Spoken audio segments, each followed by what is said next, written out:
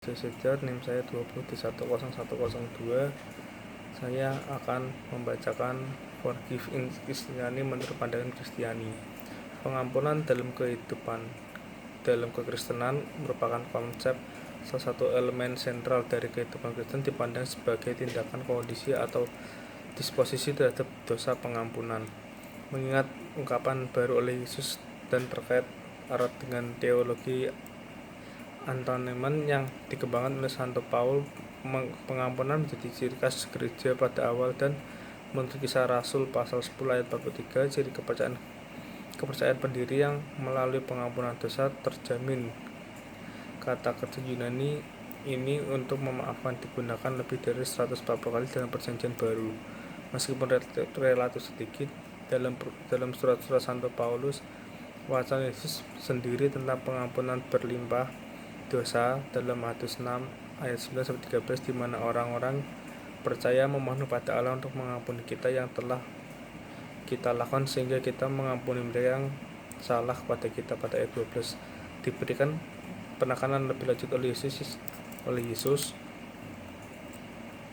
menasehati mengampuni 70 kali 7 kali dalam 77 kali dalam Matius pasal 18 ayat 21-35. Sifat pengampunan yang gratifikasi bagaimanapun, alasan Yesus mengakui bahwa kontumensi dalam dosa tidak dapat dimaafkan dalam Matius 16 pasal 16, pasal 19, pasal 18 ayat 15-18. Seperti halnya penistaan terhadap Roh Kudus pada Markus 3 ayat 29, dan bahkan saat memodelkan pelurnya pengampunan, dia tegas dalam desakan bahwa dosa seorang tidak boleh diulang. Pengampunan dosa kadang-kadang bereaksi dengan pertanyaan tentang kuasa kunci, di mana rohaniwan didelegasikan oleh Kristus untuk menahan pengampunan dan karena menolak akses ke jalan surga kerajaan surgawi. Jika ada surat perintah yang tepat, jika pengampunan dosa dipandang sebagai sarana untuk membangun komunitas di antara para pengikut Yesus, itu dipercepat dan diperluas oleh pemahaman teologis kematiannya. Pengampunan tidak diberikan tanpa penalti. Santo Paulus menemukan penebusan melalui pengorbanan darah Yesus pada Efesus 1 ayat 7, Kolonel 1 ayat 14.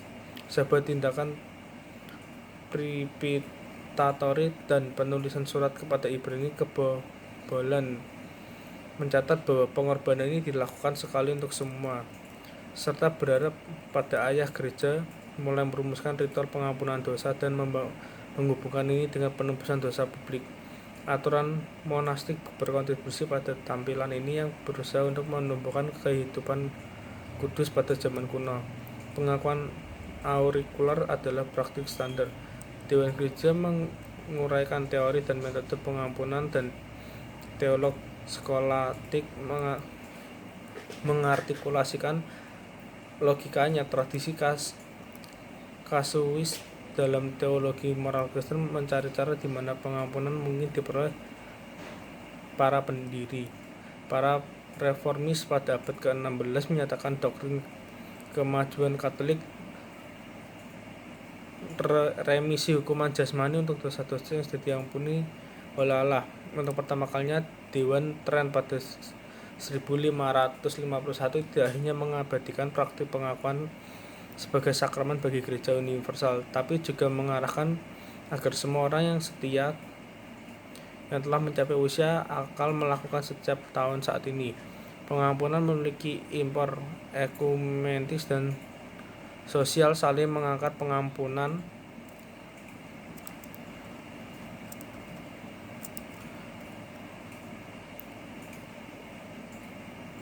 amnesti dalam kekristenan Katolik dan Ortodoks adalah salah satu langkah menuju persatuan eklesial. Salah satu upacara yang sangat kaya dari jubilee, sebuah gerakan koalisi internasional di lebih dari 40 negara yang menyerukan pembatalan ulang dunia ketiga yang tidak dapat dibayar pada tahun 2000, dijuluki Hari Pengampunan, datang pada 12 Maret 2000 selama musim penebusan dosa.